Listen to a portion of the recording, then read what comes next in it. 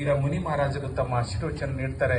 ಕೊನೆಯದಾಗಿ ನಾನು ಹೇಳುವುದೆಂದ್ರೆ, ಅಹಿಂಸಾ ಪರಮೋ ಧರ್ಮ ಅನ್ನೋದು ಜಗತ್ತಿನಲ್ಲಿ ಬಹುಶಃ ಇಂಥ ಒಂದು ಮಂತ್ರವನ್ನು ನೀಡಿದಂತ ಮಹಾವೀರ ಪ್ರಭುಗಳಿಗೆ ಮತ್ತು ಇಲ್ಲ ಮುನಿ ಮಹಾರಾಜರ ಸಂತ ಪರಂಪರೆಗೆ ನಮ್ಮ ಆಯುಷ್ಯದಲ್ಲಿ ಸದಾಕಾಲ ನಾವು ಶರಣಾಗತರಾಗಿರ್ಬೇಕು. ಅವರ ವಾಣಿ ನಮ್ಮ ಕಿವಿಯೊಳಗಿರ್ಬೇಕು. ನಾವು ಭಗವಾನ ಏನೂ ತರಲಿಲ್ಲ, ಬರುವಾಗ ಖಾಲಿ ಬಂದಿವಿ, ಹೋಗುವಾಗ ಖಾಲಿ ಹೋಗ್ತೀವಿ. ಆದ್ರೆ ಮಾತ್ರ ಈ ಮುನಿಗಳ ಸೇವೆ ಏನು ಮಾಡ್ತೀವಲ್ಲ, ಅದು ಮಾತ್ರ ನಮ್ಮ ಜೊತೆಗೆ ಜನ್ಮ ಜನ್ಮಕ್ಕೂ ಬರ್ತದೆ, ಮರಿಬೇಡ್ರಿ. ಜನ್ಮ ಅಂತಹ ಸೇವೆ, ಮುನಿ ಮಹಾರಾಜರ ಸೇವೆಯನ್ನು ಮಾಡೋಣ. ಈ ಪಟ್ಟಣದಲ್ಲಿ ನಮ್ಮ ಮಲ್ಲಿಕಾರ್ನಪ್ಪಗಳು, ವೇದಾಂತ ಕೇಸರಿ ಮಲ್ಲಿಕಾರ್ನಪ್ಪಗಳು ಇಲ್ಲ, ಸಿದ್ದೇಶ್ವರಪ್ಪಗಳು ಕೂಡ 1 ವರ್ಷ ಆಯಿತು ಅವರು ಜನೈಕರಾಗಿ.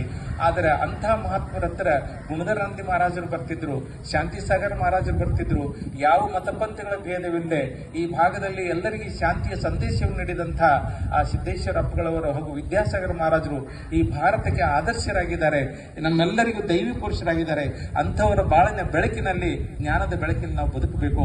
ನಾವು ಯಾವುದು ಜೀವನದಲ್ಲಿ ಈ ಶಾಂತಿ ಸಮಾಧಾನ ಬೇಕಾದ್ರೆ ಎಲ್ಲಿ ಸಿಗುವುದಿಲ್ಲ, ಇಂತಹ ಮುನಿಗಳ ಪಾದದಲ್ಲಿ ಶಾಂತಿ ಸಿಗ್ತದೆ. ಆ ಮುನಿಗಳಿಗೆ ನಾವು ಕೋಟಿ ಕೋಟಿ ಪ್ರಣಾಮಗಳು ಅರ್ಪಿಸಬೇಕು.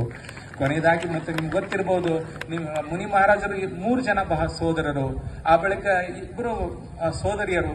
ಇಡೀ ಮನಿನೇ ಏನಾಯ್ತು, ತ್ಯಾಗ ಮಾಡಿದಂತ ಒಂದು ಮನಿ ಎಲ್ಲಾದರೂ ಇದ್ದರೆ ಒಂದು ಕುಟುಂಬ, ಅದು ನಮ್ಮ ಸದಲಗ ಪಟ್ಟಣದಲ್ಲಿ ಇದೆ ಅನ್ನೋದು ಹೇಳಲಿಕ್ಕೆ ಬಹಳ ನನಗೆ ಅಭಿಮಾನ ಅನಿಸ್ತದೆ. ಇಡೀ ಮನೆಯಲ್ಲಿರ್ತಕ್ಕಂಥ ಎಲ್ಲ ಸೋದರರು ಸೋದರಿಯರು ಎಲ್ಲರೂ ತ್ಯಾಗ ಮಾಡಿದರು. ನಾವಂತಹ ತ್ಯಾಗ ಮಾಡೋದು ಬೇಡ. ನಮ್ಮ ಮನೆಯಲ್ಲೇ ಇದ್ದುಕೊಂಡು ಆಗಲಿ, ನಮ್ಮ ಮಠದಲ್ಲೇ ಇದ್ಕೊಂಡು, ಹೊಲದಲ್ಲೇ ಇದ್ದುಕೊಂಡು ಆ ಮಹಾವೀರನ್ನ, ವಿದ್ಯಾಸಾಗರನ ಹೃದಯದಲ್ಲಿ ತುಂಬಿಕೊಳ್ಳೋಣ. ಅವ್ರ ತತ್ವವನ್ನ ನಡೆದು ತತ್ವದಲ್ಲಿ ಒಂದಾದರೂ ನುಡಿಯನ್ನು ಆಲಿಸೋಣ, ನುಡಿಯನ್ನು ಜೀವನದಲ್ಲಿ ತರೋಣ. ಬೋಲ್ಲೆತ್ತ ಸಚ್ಚಾಲೆ ಒಂದಾವೆ ತಂಚೆ ಪಾವಲಿ ಅಂದಾಗೆ ಆ ವಿದ್ಯಾಸಾಗರ ಮಾರ ಹೇಳಿದ ನುಡಿಗಳನ್ನ, ಮೂಗು ಮಾಟಿಯನ್ನ ತಲೆ ಮೇಲೆ ಹೊತ್ತು ನಾವು ಮೆರೆಯೋಣ. ಎಲ್ಲರಿಗೂ ಶರಣ.